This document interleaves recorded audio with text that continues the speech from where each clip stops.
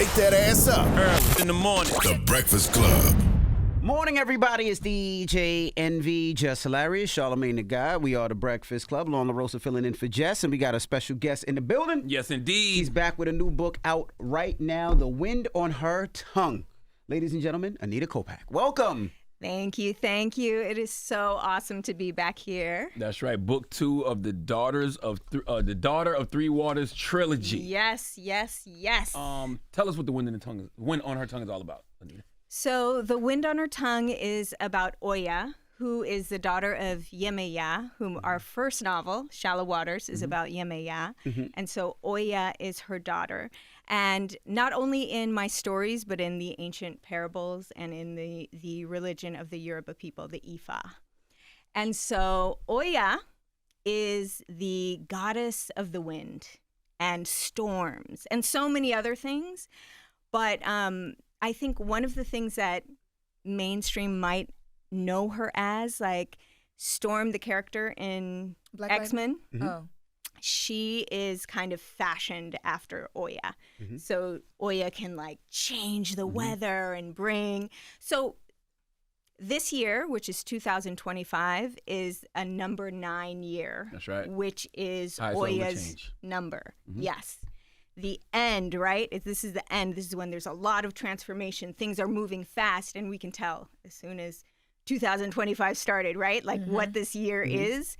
And so this is really the energy of Oya. And that was not on purpose that this book was coming out on a year 9. So in the opening of the book, it's not like that first chapter. I don't know if it's the foreword or the note, but you talk about how like in Black communities, we're not really allowed to talk about these like folklores that other communities and other ethnicities are able to talk about.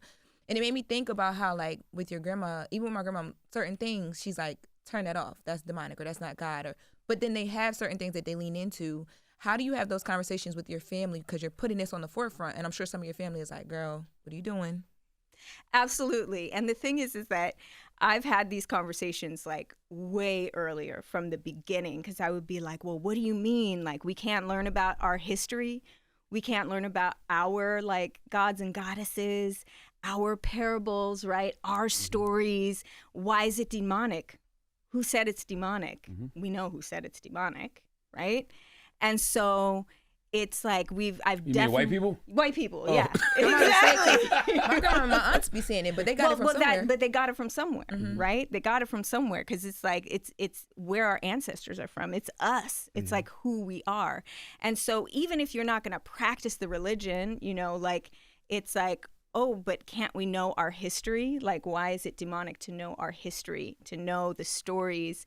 And they know them. Like, if you think of like some of the hoodoo practices, it's like in our families, like, you know, if you're gonna, the beginning of the year, you want to have black eyed peas, you know, fried like chicken in the house, exactly. Yes. And so it's like we're doing it, but you know, there's just that fine line. But I think more and more people are waking up because it's in us. Mm-hmm. It's in us, and like.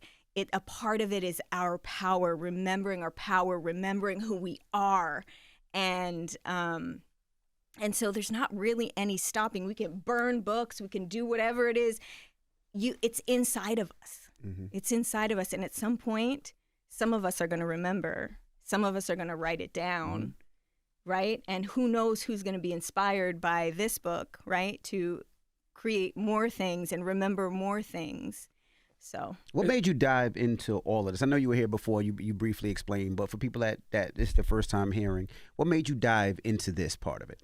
So to me, I felt like Yemeya, like dove into me, because I was, I would say curious, but not like I wasn't practicing the religion or anything, but I had a lot of friends who were, and someone had told me that Yemeya watched over our ancestors as they came over on the slave ships. And I was just like, what?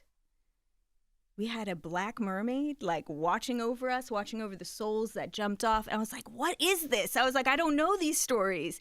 And I'm a curious person. Mm-hmm. So I was like, I want to learn about this.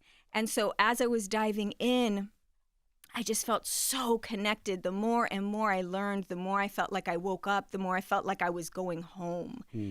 And I was like, what is this? And so at some point, I decided to, write the book. And as I was writing the book, to me, it felt like, for Shallow Waters, it felt like Yemaya was sitting at the edge of the bed telling me the story. And so there were things that I had to look up after to make sure that, these are both historical fiction. And so the history part, I definitely had to look up, make sure that it all made sense. And of course, the publishers, they helped me with that as well too, to keep me on point.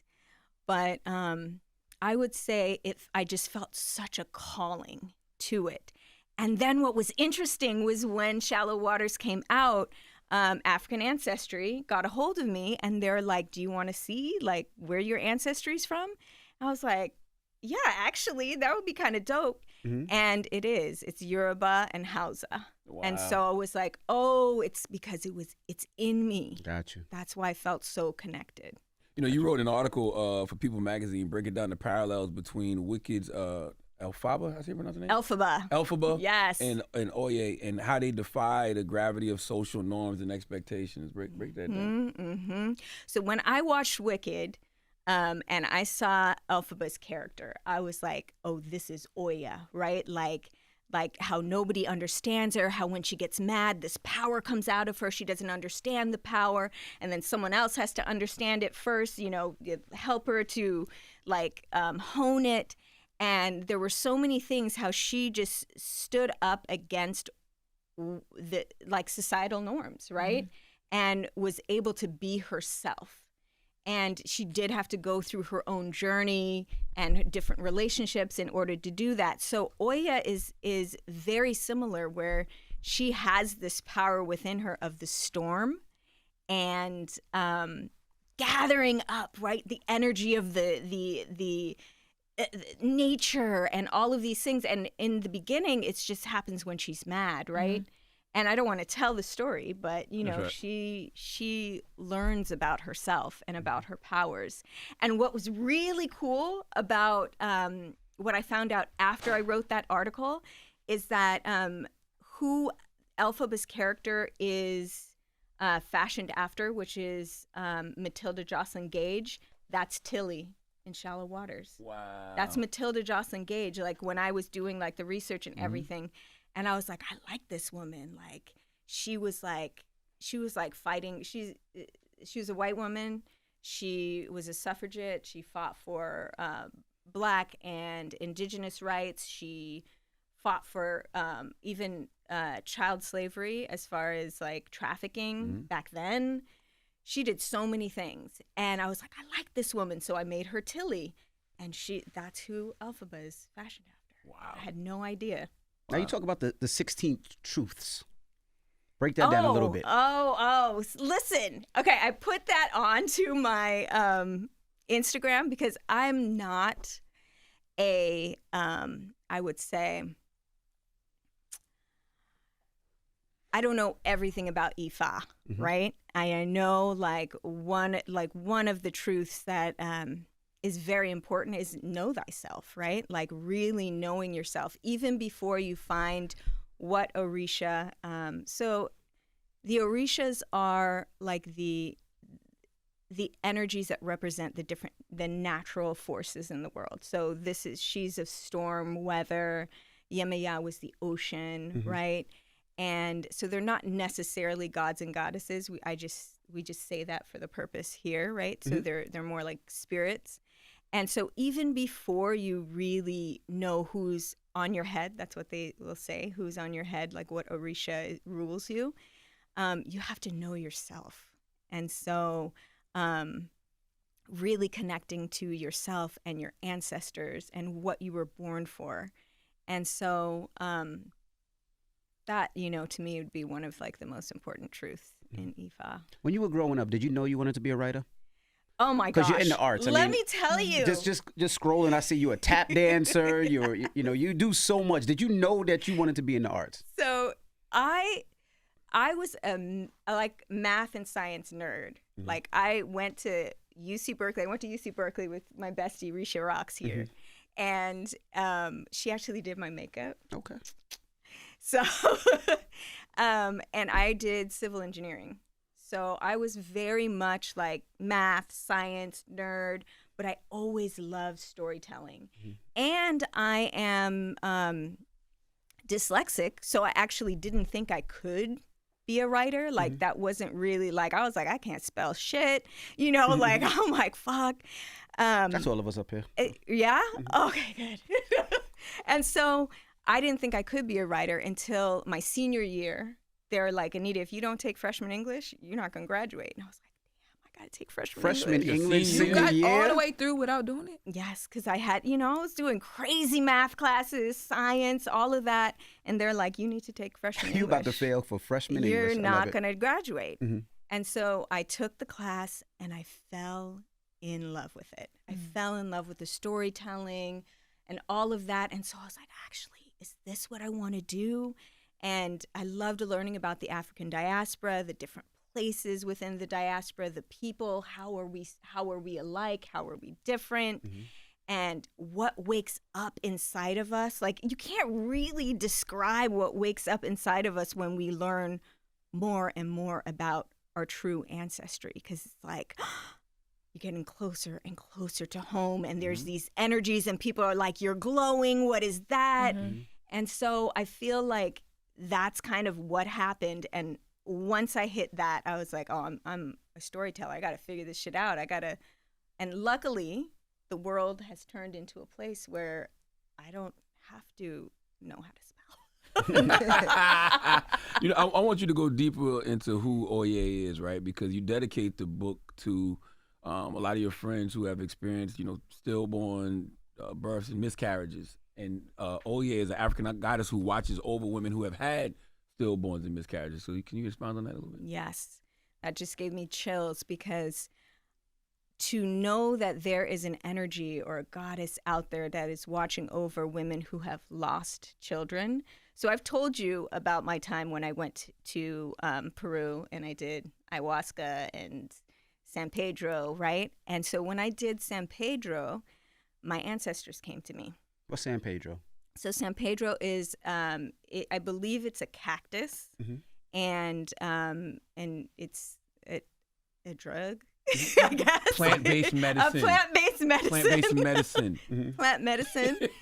And so you go into the space, like you just get deeper in touch with the energies around. To me, it felt like I was more in touch with the invisible energies that are around.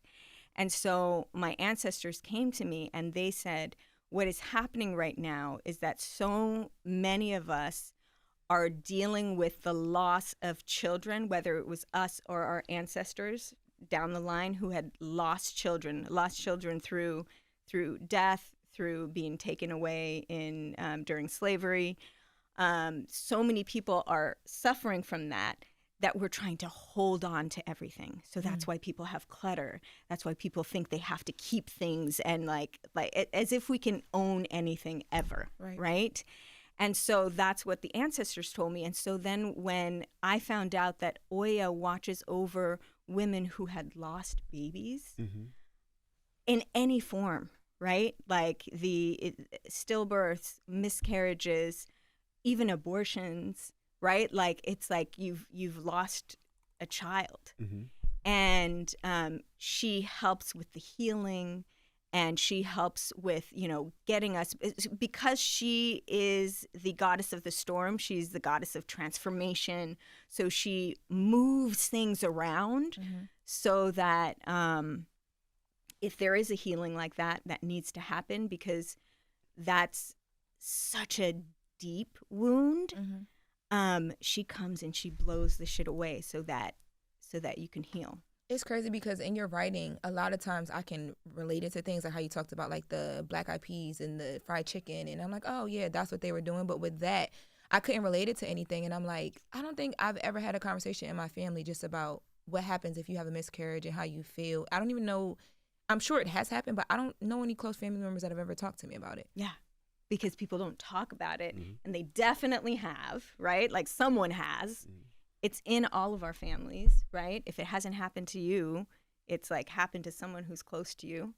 And it's a lot of times people just go through it in silence, go to work, right, in a couple days and not, like not be able to deal with it. And we know that if we hide things away, they just keep growing and growing and growing.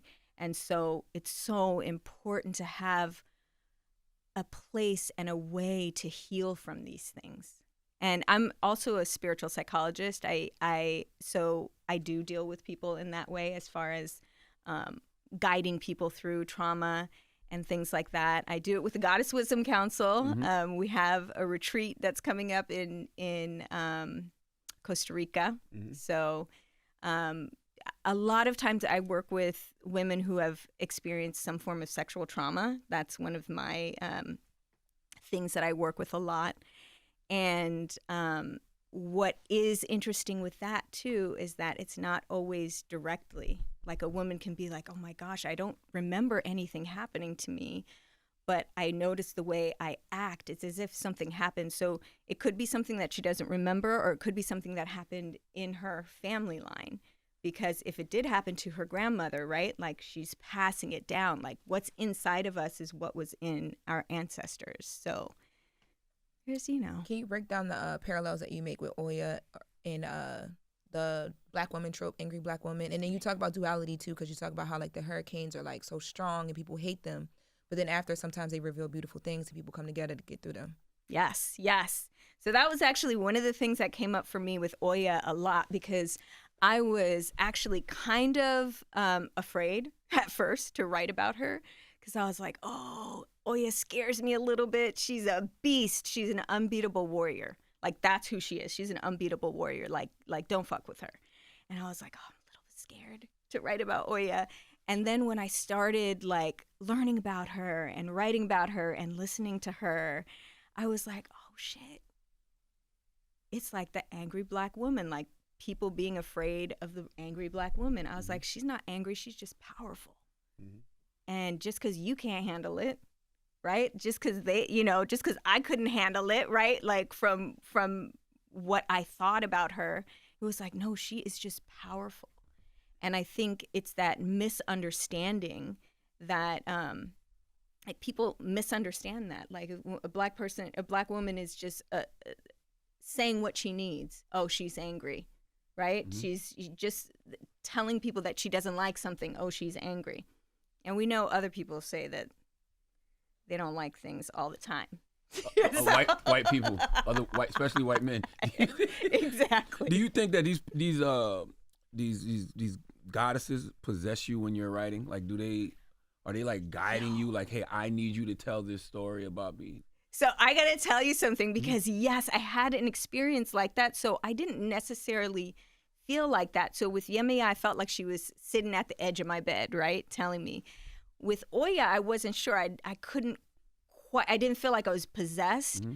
But at the end, when I finished writing, after I wrote the last word, I was like, let me go downstairs. I put on some music and I started dancing, and all of a sudden, I just started bawling, crying, and it felt like she was coming out of me.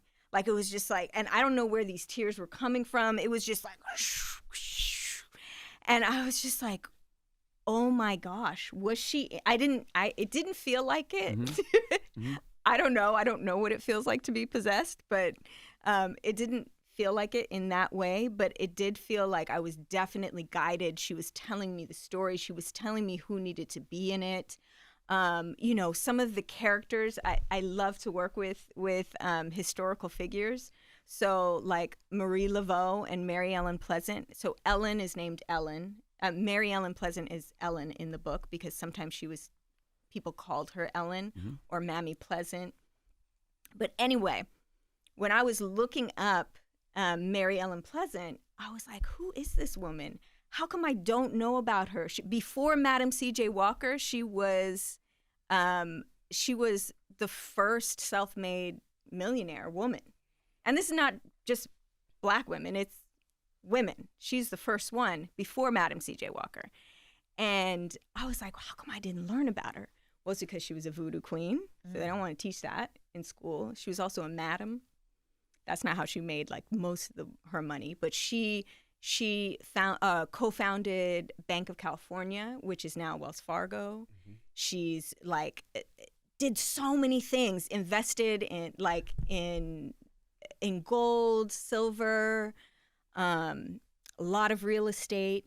And the thing is, while she was doing this, because of the time, she was pretending that she was a mammy. So she was pretending that she was the help, right? So she would dress up like the help. She had a 30-room mansion. When people came by, she would pretend she was the help. And then she would like serve. The white men would be talking about the investments they're making, and she would take that and go do her inside trading. She was like the spook who sat by the door in a lot of ways. Yeah. And so she was amazing. And I was like, why? How come I don't know about her? And so when I was studying about her, I saw that she studied under Marie Laveau. And so that's kind of where I got all of the characters. And Marie Laveau, oh my gosh, when I went to New Orleans to learn more about her, I had a tour guide, and he was like, so what do you guys think when I say voodoo? And we're like, okay, African religion, honoring ancestors. And he was like, oh, thank God. I don't have to break down what it is, because he's like, most people, you say voodoo, they're like dark magic, evil, like all this stuff. Well, I'm from South Carolina. We say roots. Yeah, Put roots on you. Yes, exactly, right? And so when I learned about her through his eyes, she's a healer, right? Most of the people who have actually met her and talked about her, they were saying how she helped them and how she was a healer. And then, in stories and in pop culture, she's still like seen as like a voodoo queen who drank baby's blood, but none of that. I mean, as far as I know, none of that happened. When I read Shallow Waters, 4 or 5 years ago, whenever it was, I didn't know it was going to end up being a trilogy. Did you know that? I didn't know either. Oh, okay. but listen, when people kept going, it's a trilogy, and I was like, no, it's done. The story finished. It's done. And so people said that to you? So many people. Wow. They're like, it's a trilogy. It's a trilogy. Did you say that to me? I don't remember. But I wonder why a trilogy. I wonder why. I don't know. Like, why doesn't it keep going on? So the Daughter of Three Waters. Let me tell you where that comes from. Because in Cuba, usually you have just the two orishas on your head, a male and a female. And so that would be who like kind of rules you, or rules kind of the energies of your life. And they have one thing in Cuba where if it feels like you have Yemeya and Oshun, they'll say, oh, that's a daughter of two waters, because you can have that in Cuba. Everywhere else, they don't really have that. And so I was like, oh, well, Oya feels like water for me too. So that's why I made that up, Daughter of Three Waters. Gotcha. So do you know what the third installment is going to be about? I do. Oh, okay. It's already came to you. I do. Are you going to share it or not yet? I mean, most people probably will figure out that it is Oshun. So it will be Oshun. And I do have the story, but I haven't. Is Oshun sitting on the edge of your bed, or have you? She is. She is. Wait. I'm trying to think if I should be sharing this yet. Probably not. Okay, let's focus on the wind on our tongue then. It's out right now. You said something in your dedications that I found interesting too. You said you said to your mom, dad, and sisters for putting up with you as a child. Then you shouted out your children for putting up with you as an adult. Is there anything from your childhood that you have brought with you into adulthood that made you say I can't imagine adulthood you were and not parenthood? like this as a child. I was definitely like this as a child. I mean, I was very introverted though. I was quiet, but I was very much in my own world, like in this magical world all the time. And for my kids, I'm kind of more like one of the kids. It's not necessarily how I thought I would adult. I thought I was going to be a little bit more strict. My mom, she's amazing, but she was definitely strict with us as well. Mom, I love you. She's amazing.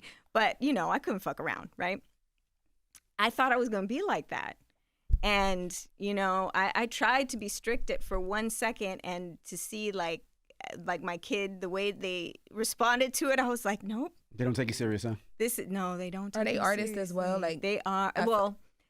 My 2 girls are, and then my son is math, science. Got you. Yeah.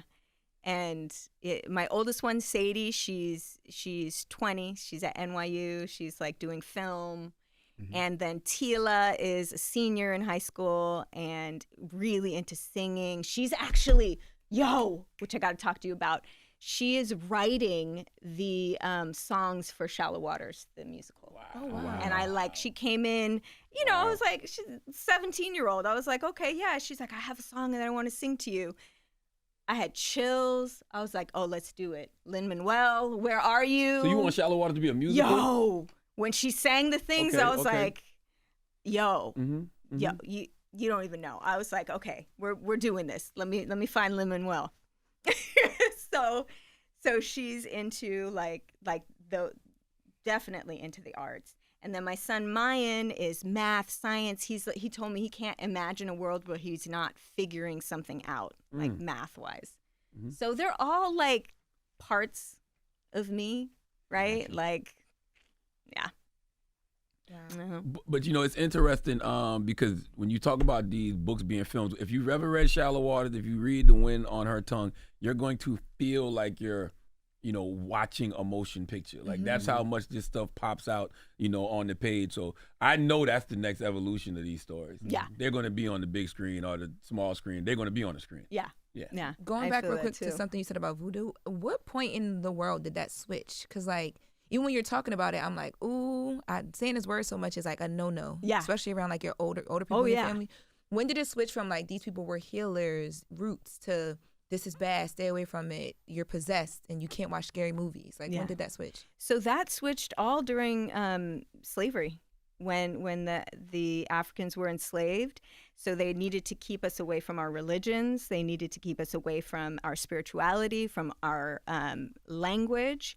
And so in order to do that, they demonized it. And not only that, if you practiced it, a lot of people were killed, were beaten.